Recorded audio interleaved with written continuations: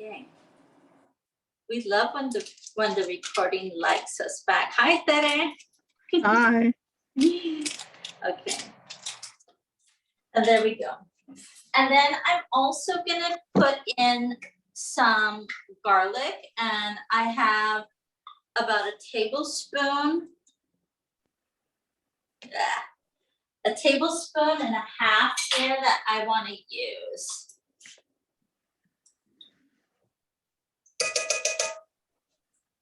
Oh my God. I can't believe Thanksgiving's in a few days. It's so exciting. Like, you know, I'm gonna turn this on. Nicole, they want to know that if they didn't toast the bread, the cornbread, if they could just put it in the toaster oven, and for how long? Absolutely. The cornbread takes about 20 minutes to get to, you know, a toasty consistency because it's almost custard-like. So it takes longer. The bolillo breads, which I also toasted already, they toast in like 4 minutes. If you wanted to, you could just toast the bolillo breads and don't toast the cornbread. I toasted it because I want to, but if you want to leave it, it'll be a little more mushy, but it's stuffing. And all these flavors together are going to be beautiful. So if you toasted them already, great. If you didn't, you can toast them and follow this recipe afterward. It's going to be delicious, I promise you. So I already prepared everything, every single thing. So I hope that you'll follow along. Let me just get. I think you have people cooking with you tonight. Isn't that so fun? Right? Right. I love that you're cooking with me. You are? That's amazing. Okay. So all I put in here was butter and garlic, and I'm waiting for it to melt. And if you wanted to get really creative, you could add a little bit of white wine. But this is a really basic recipe, and it's so delicious. And I'll tell you as we're going, if you don't want to add the liquid today, you could just assemble all of the stuffing and then keep it in the fridge, and then day of add this liquid portion so that it won't be super mushy. But if you want to do it all today, it'll also keep, and then you can reheat later. Okay. I'm gonna add also a little bit of broth. I'm using vegetable broth, but feel free to use chicken broth or beef broth or whatever you have on hand. So I'm gonna start with about a cup of broth and just bring that to a boil. Let it heat up so that those flavors could combine. Okay, so here we go, stuffing time. I have all of my breadcrumbs in here, and I am going to add in the cornbread stuffing. And I use shredded carrots. Just take a carrot and peel it and add that in. Just because these little ribbons of carrot add a nice amount of flavor, but they also add a pop of color, and it looks more appetizing that way. I cooked the soy chorizo. I'm using soy chorizo, but like I said, you could use pork, you could use beef. I'm using soy. It's a vegetarian version, but you can use whatever you want. And that's a whole tube of chorizo. And then I like to add in some olives. So I leave the olives big so that they could also flavor nicely.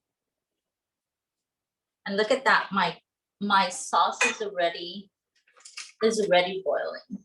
So I'm just gonna lower that. And then I'm using sun-dried tomatoes, and I bought these tomatoes at Northgate just in a packet. They were dried tomatoes, and what I did was I cut them up and julienned them, and then I boiled them to rehydrate and make them soft. So the sun-dried tomatoes are a nice contrast to the chorizo. And I'm also using a combination of regular onion and chopped green onion. And yeah, that's a lot of onion, but it's so yummy.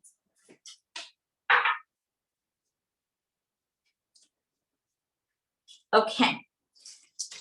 Then I'm gonna put in some pistachios. You could either use a cup of pistachios because it adds a nice crunch, or you could use pepitas. You could use any nut that you have at home.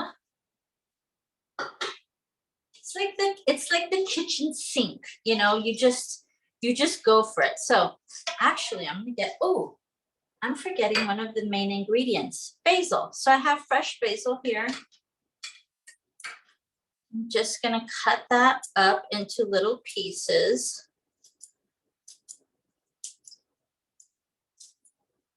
Does anybody have any questions? No, they're just saying the colors look so festive.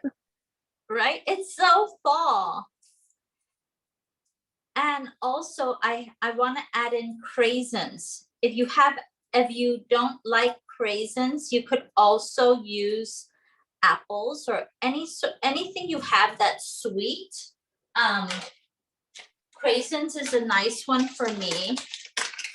I feel like it adds cranberry and it adds like a cherry flavor. I mean, craisins comes in different flavors, so you could buy a cherry flavor, which is also beautiful with this, dried cherries.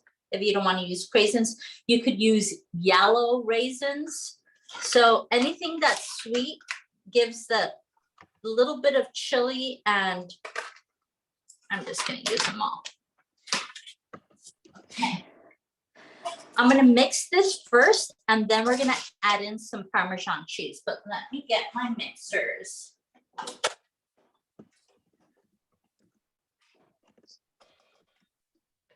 All right. These little hands so that I mean, you could use your real hand. It's like a fun art project to just dig in, but I feel like I'm going to be making so many things right about now that I don't want to dirty my hands too much. Okay. Has everyone got a turkey yet, or did you start defrosting the turkey yet? Oh. Well, I'm not making the turkey, but I'm sure whoever's making the turkeys, I've been seeing all those Instagram that you need to start defrosting your turkey now. Yeah, defrosting the turkey. And when I ate meat, I used to brine my turkey as well. So I would defrost it and then I would brine it. And then the day before I would put it in like an orange juice and wine mixture. And then day of I would pull it out and stuff it in between like the meat and the skin, get into the little crevice and put herbs and butter, and that was my ritual. I was in charge of the turkey every year. But now I'm in charge of the stuffing and the pies and the bread and everything else. All right. So look how pretty that is. What are you making, Tere? What are you going to make? I am going to try your pumpkin flan. I've been telling everybody, I'm like so excited to learn how to make that. And Yay! then I want, I also do desserts, and then I do a pork leg, but I'm excited about Thanksgiving this year. Maybe because last year we didn't have a really nice Thanksgiving. I'm so grateful to be able to see my family this year. Okay, so I'm gonna go ahead and add in Parmesan cheese. If you could really add in any cheese. I like to add this one in because it's salty and it's delicious. Okay, and just mix that in, and then if you want, you could stop at this point and just keep this mixture together and wait till Thanksgiving morning, but I am not going to do that. I am going to now moisten my stuffing. So just get a little bit of your broth and start pouring it over. Let me see, are these hot? No, I could touch that. I'm just gonna go ahead and pour this right in there. And then we'll decide if we need the rest of the broth based on how this stuffing comes out. So I used to be a big fan of stuffing being cooked inside of the turkey. I know that there's some controversy around that, like, well, it doesn't really get cooked properly and blah, blah, blah. But that is where the best stuffing is. And then I make some on the side. And the trick to a really good stuffing is to moisten it enough to where it absorbs the flavor, but it's not soggy. So we don't want it to get soggy. We just want to moisten it. And you have to taste it. I mean, you really have, as you're cooking it, you have, or combining it, I should say, you have to taste it to see if it's at the right consistency. So I just visually, I can see that these bolillo toasts are still hard, like there's no moisture to it, which tells me I need a little bit more broth.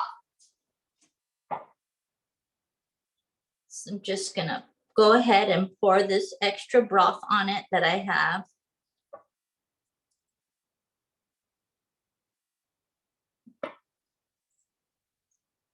All right. Oh my God, this is making me so hungry right now. The colors are just delightful. The green, the brown, the orange. Right? The pops of red. It's so delicious. And the chorizo is beautiful against the cornbread and the bolillos. Like, it's absolutely delicious. Okay, I'm gonna taste it because I want to make sure that it tastes right. Because I want to make sure no one gets poisoned. So good. So, all right, I'll stop eating now. I got a little bit of fresh basil and it really makes a difference. Okay. So now we're gonna butter our dish that it goes into. And let me just get a knife so that I'm not just gonna get some butter. Yeah, I know that's a lot of butter, but there's a lot of butter in it already. And just butter your entire dish so that it doesn't get stuck to the bottom. And all that flavor cooks right in. Another thing when you're making stuffing is you don't want to pack it in. So you want to give it some room. And I think the mistake a lot of people make is they push it all in, and you don't want to do that. So what I do, because then, like I said, you end up with mush,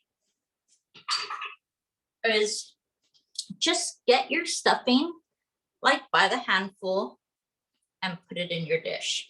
Oh my God.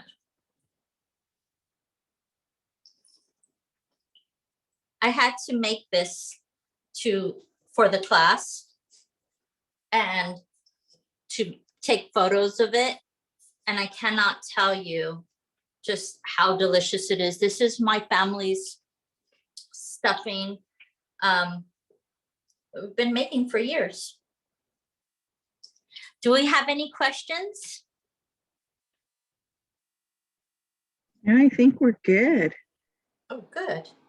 but it does look delicious. Yeah, and like I said, you could add apples to it, pears. If you don't like pistachios, you could do pecans. You could do pepitas. I think pepitas are a beautiful addition. And then if you have some leftover, which it looks like I might, I don't know, but it looks like I might, you can just put it in another little souffle dish and keep it in the fridge for a few days later if you want to make yourself a turkey sandwich or, you know, anything. If you want some on the side of, you know, your short ribs. I mean, it's just such a beautiful way. You could even eat it on top of a salad if you are feeling guilty about all of your holiday eating. So I'm not pushing it in, I'm just stacking it on top of each other. It's basically the ultimate side dish. And Nicole, there's a question. Can they use olive oil instead of butter? You could, but it won't be as flavorful. The butter, especially the salted butter, adds a nice flavor to it. If you're not gonna use the butter, don't use olive oil, just use more broth. So broth instead of olive oil. Yeah, just use more broth in it. The only reason I use the butter is because I use it for flavor, but if you don't want to use butter because for health reasons, then by all means, just add more broth to it. Okay, I'm gonna wash my hands. Do we have any other questions? No, that was the only one I have right now. Okay. So this baby is out of the way. I'm sorry, was there another question, that it? No, Nicole. Ready to go into our next one. The next one is papas gratinadas, and let me bring this over here. I'm just gonna move everything over. Hi.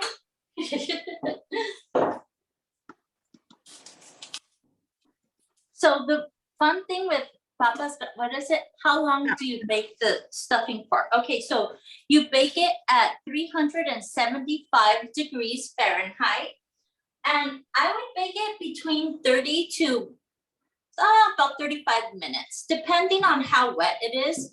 If you overhydrated it and you feel like it's a bit soggy, then take it to 40 minutes. But if you feel like it's perfectly hydrated, you just really want the flavors to mesh. And I would bake it for like 30 minutes, 25 minutes.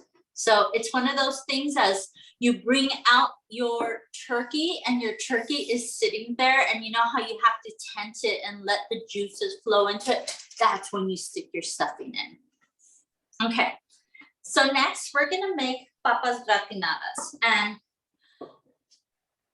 I boiled 7 potatoes and I already sliced them up.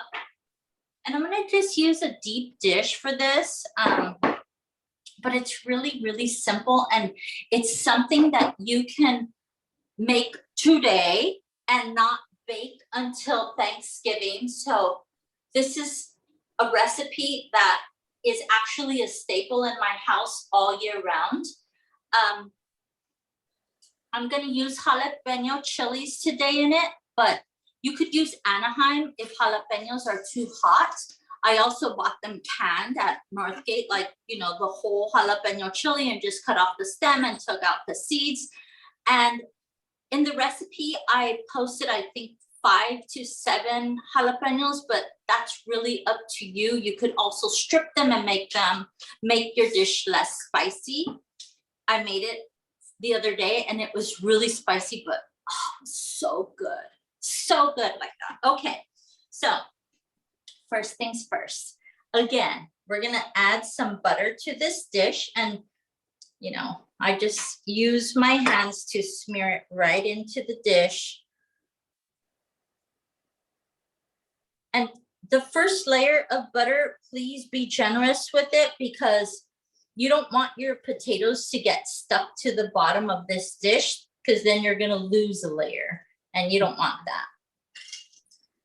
So generous butter. And then here's the fun part. These potatoes are boiled already, so I just cut them. I just sliced them, and you could see, just want to cover the bottom of the dish. And if you have pieces that crumble, that's okay. Just use them. Just make them fit. It's like a little jigsaw puzzle. It's fun, right? It's a fun little puzzle.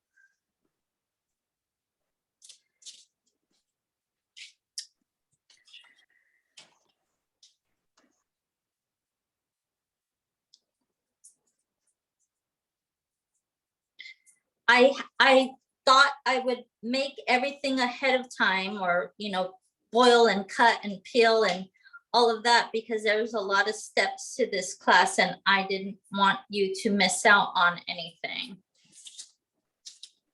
So yeah, this papas gratinadas was definitely my grandfather's favorite thing at the Thanksgiving table.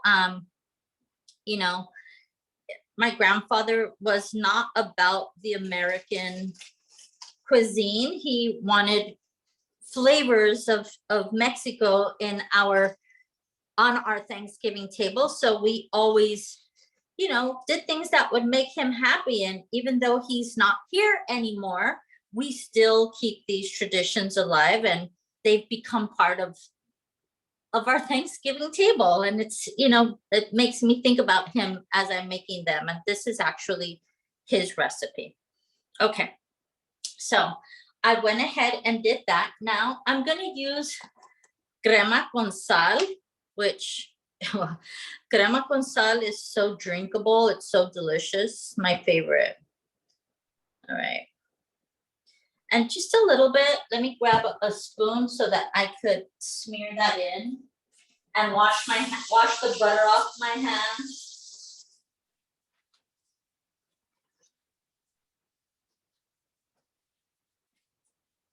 Any questions?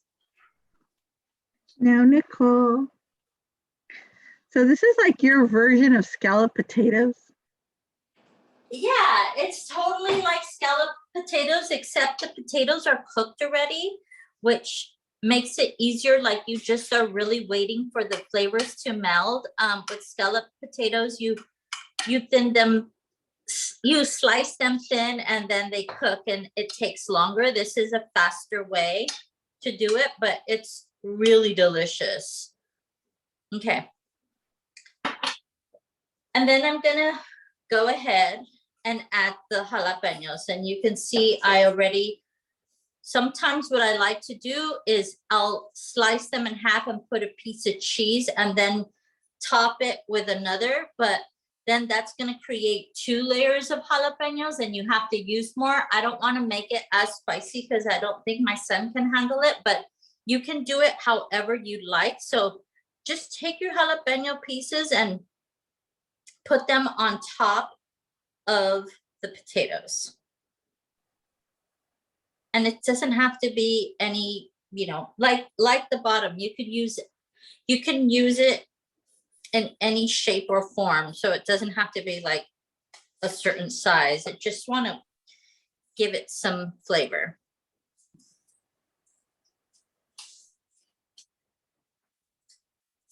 Okay, I think that's good. I still have some extra ones. If you want to add more, you can completely cover this layer if you'd like. And then I'm going to take these sliced onions.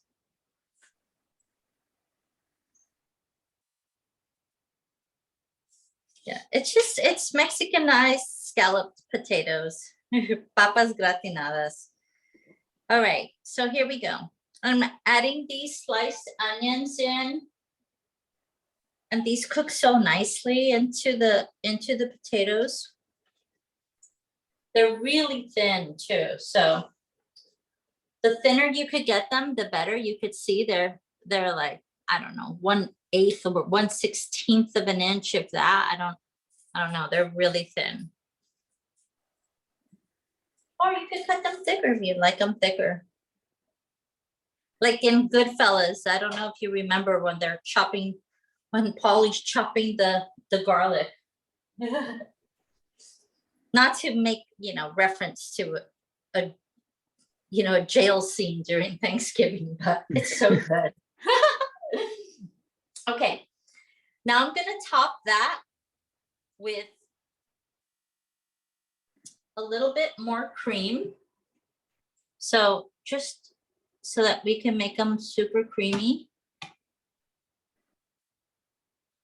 And I'm gonna use this entire bottle of cream, by the way. And then some cheese. And try to make it as flat as possible. You could, I'm using a deeper dish, but you could use a bigger dish, like the dish I used for the stuffing, and just do 2 layers. So it's really up to you. And then, you know what? I'm gonna get cuckoo crazy and add a little bit of cheddar cheese in this layer too. Because why not? And then I'm gonna also add some pepper. So we make sure that we are seasoning the inside of the dish as well, because there's nothing worse than only the seasoning being on top. And if you're daring, because I didn't add a lot of jalapeno to the inside, I'm also gonna use these little chili flakes, and not a lot, just a little. I use 2 types of cheeses because cheese is the bee's knees. Okay, here we go. And now we're gonna add more potato. And it's basically just layering. And you continue to layer till you run out of potato, or you run out of cheese, or whatever it is.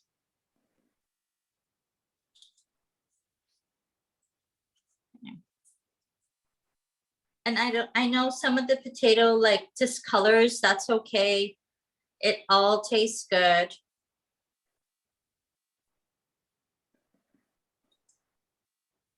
You see this, like I have a bunch of crumbs here. I'm still gonna use them. And just make sure to try and get them in there. And I only boiled my potatoes for about 20 minutes, and I boiled them whole, and then I sliced them that way.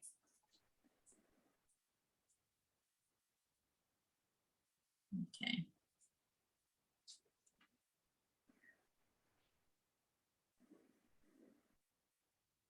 I wonder what a food archaeologist would say if he dug into these potatoes. Okay, we're gonna add more cream.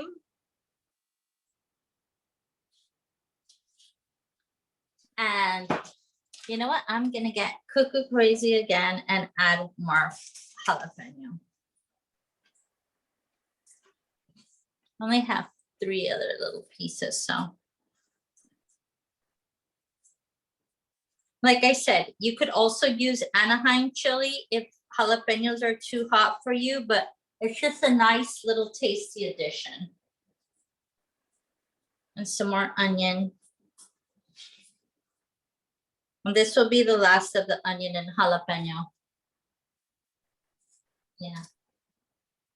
I think the archaeologist would say, yummy, what a find.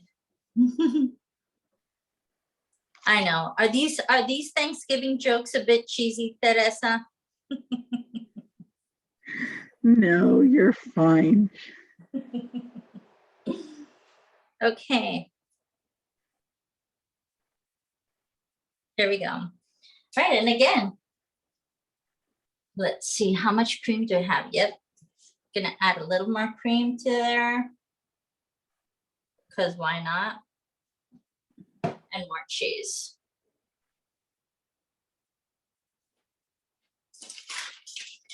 And when we come to the final layer, we're gonna press down. This we want to press down on to just make sure it all gets compacted in there. And I baked one ahead of time, so I'll show you guys what it looks like.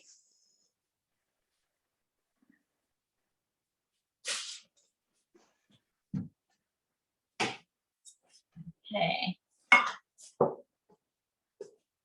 It looks like a bunch of like white stuff, but it's so yummy. Okay. And then last but not least, we are going to add the last of the potatoes here.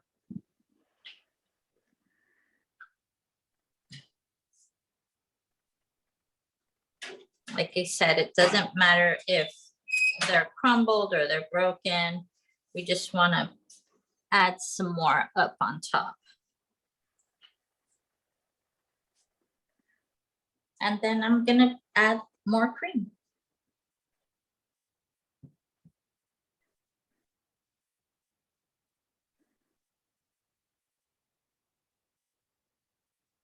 And that's my whole container of crema con sal. And get a spoon and sort of just make sure everything's covered.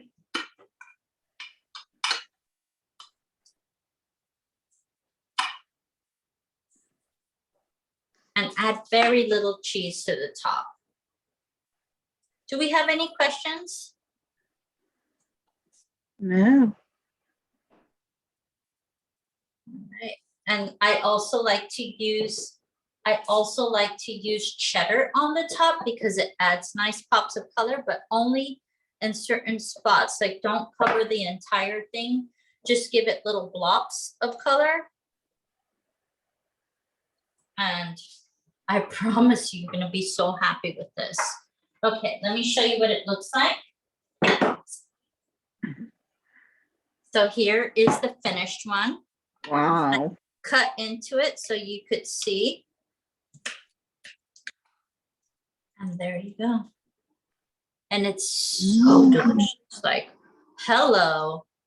When you put this on the table at Thanksgiving, it A, will be gone in minutes, and B, everyone's going to be like, why didn't you make more? There's so much to go around that you don't need to make more.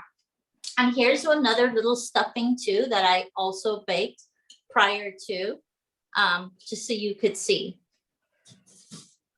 That's not the video. So I know these, so what we're gonna try to do is get these recipes for you guys online tomorrow, because I know a lot of you guys want to use these for your Thanksgiving dinners.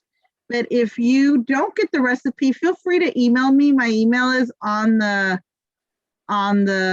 what do you call it? The Zoom link, and I'll be happy to send you the recipe. And I know, Nicole, well, you're probably going to add them to your Instagram, right? I could, or people could also DM me if they want the recipe, and I could send it to them as well. If anybody here is friends with me on Instagram, even if you're not friends with me, I will send it to you. My Instagram handle is Presley's Pantry, and I believe it's right there. Is it? Yep, that's how you spell it, Presley's Pantry.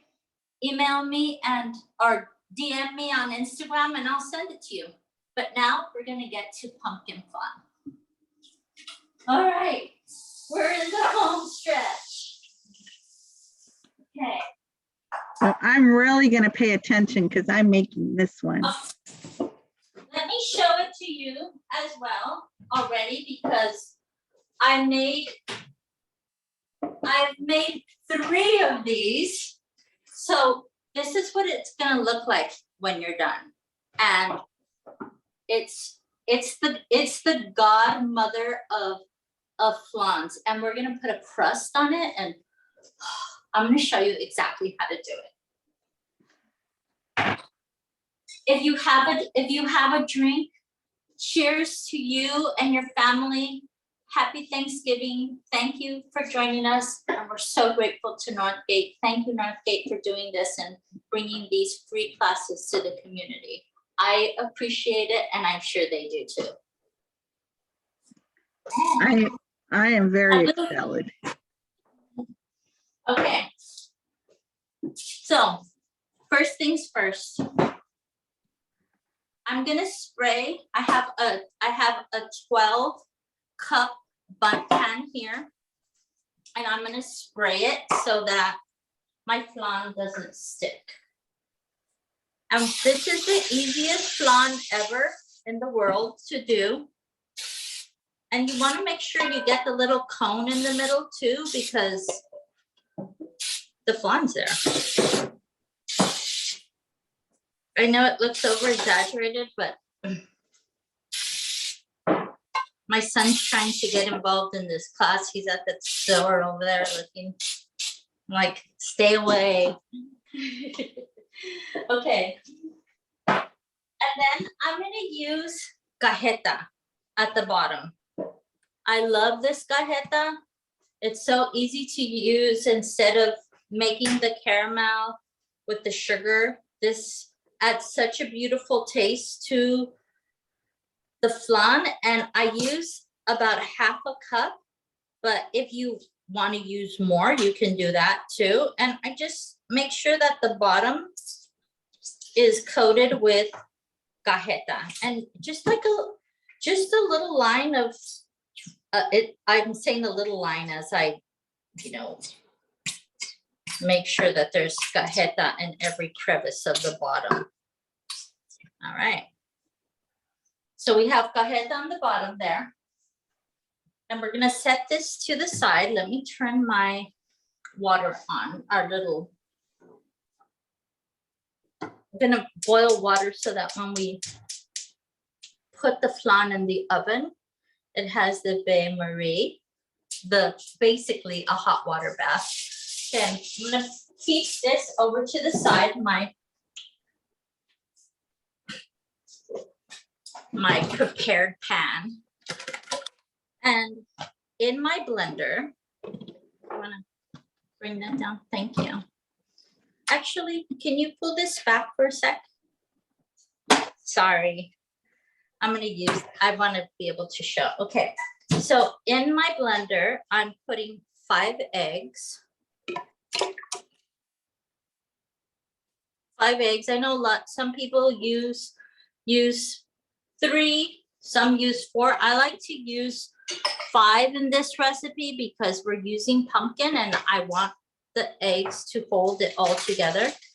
I'm also using 5 ounces of room temperature cream cheese. Nicole, they want to know what temperature you should have the oven at. For the flan, you should have it at 350 degrees, and you're going to bake it for an hour. Perfect. Okay. So I have 5 eggs in here. I have 5 ounces of room temperature cream cheese. I have 1 cup of pumpkin puree. It's a little bit of a heaping cup, but I have 1 cup of pumpkin puree. And I'm not kidding. I've made so many of these flans in the last couple of days. I feel like I'm half flan coming out of my ears. Okay. And then I'm gonna use some vanilla in here. And I'm also gonna add in pumpkin spice. So about a half a teaspoon. I say a half because this is a heaping one. And if you don't have pumpkin spice, you can basically make your own. It's a mixture. It's a mixture of ginger and cinnamon and cardamom. And so you can buy pumpkin spice already combined, or you can make your own. And if you only have ginger and cinnamon, you can use that too. Okay.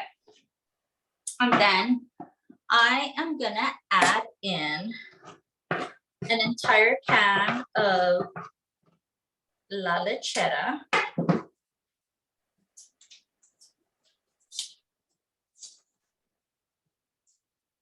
Are you following me, Tere?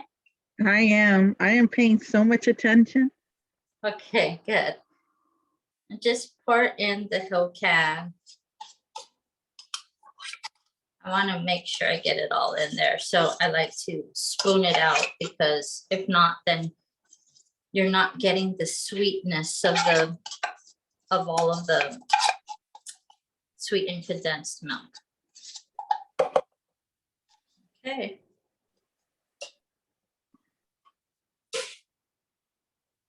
And last but not least, a can of evaporated milk. And I have to open this can with a can opener instead of, you know, I don't know, those other can openers that just poke holes into your can. For some reason, mine isn't working, so that's okay. The milk will come out faster. There you go. And I could post this one on my Instagram, Tere, after the class. So it'll make it easier for people. All right. So I got everything in there. Can you bring me over this? And if you want to put me on mute for a minute, I am going to go ahead and blend this. Okay, here we go.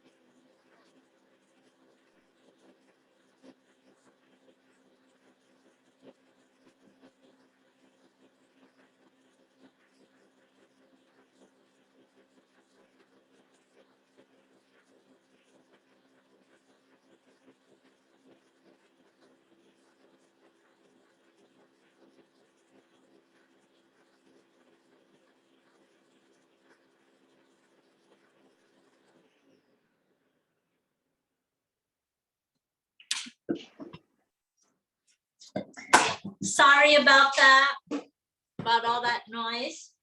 Okay. Then you bring back your prepared pan and you just pour your flan right in there. The pumpkin flan right over the cajeta until it's all in there. Such a beautiful, I mean, I don't think the color is really translating on Zoom, but it's such a pretty hue of light orange.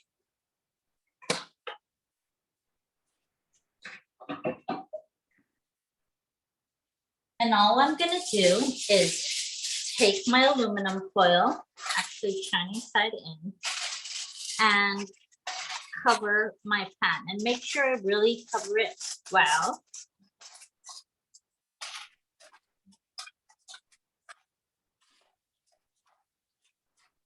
Okay. And then I'm going to take a bigger a bigger pan. Like if you don't have a big Pyrex, you can use a roasting pan or whatever you have. And you put it there. And then you take your boiling water that I have here, and you just want to fill the bottom of the pan, I'd say about a half an inch deep with hot boiling water. Okay.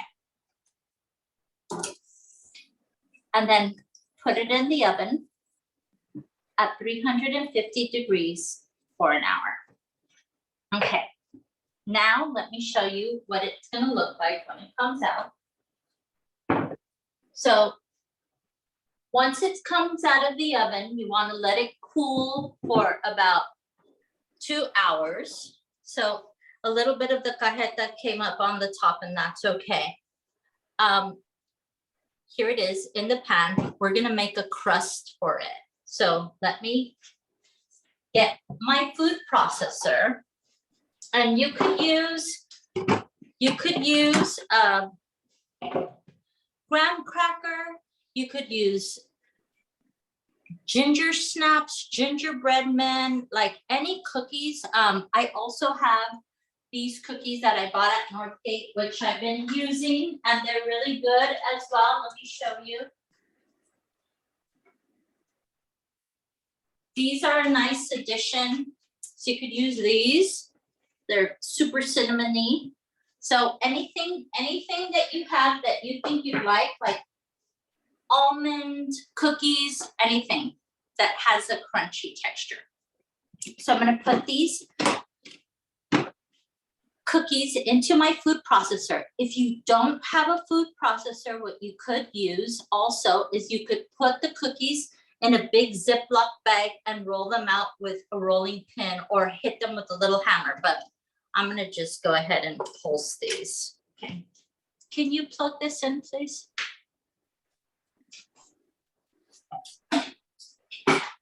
So that they can see. Okay. And I'm just gonna pulse it. It makes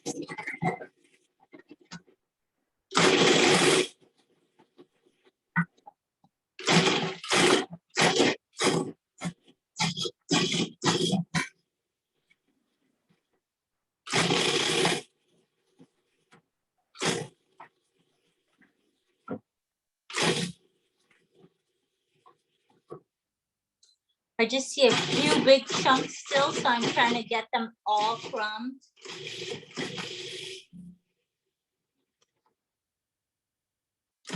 All right. Once all of your cookies are now crumbs, I add in turbinado sugar. This crunchy bit of sugar adds such a beautiful texture to the crust. And also I'm gonna add in some butter. Here we go with the butter again. And I'm just gonna add in a few tablespoons of butter and let it work itself in there. And back to, let's see, how did I take this off? And pulse it.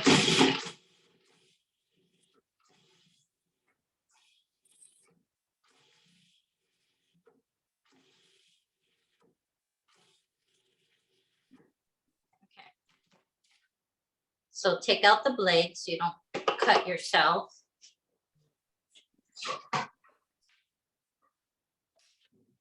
And you can see here, the texture is, I could press it with my hand and it sticks together, and that's the texture we're looking for.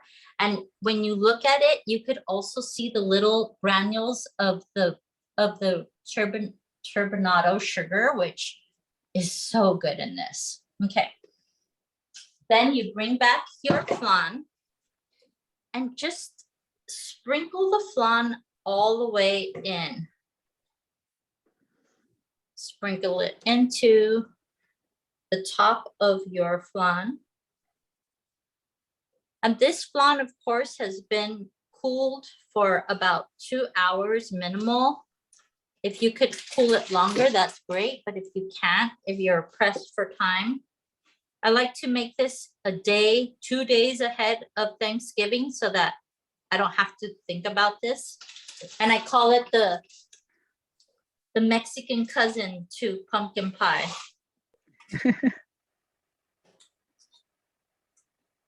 Because we have the crust, and the crust is such a beautiful addition to the flan that you never knew you needed it until you have it this way. Then you're like, oh my God, what was I thinking before? And you could see, like, I could get a bunch of it and just clump it and it'll clump. And then just crumble it onto the top.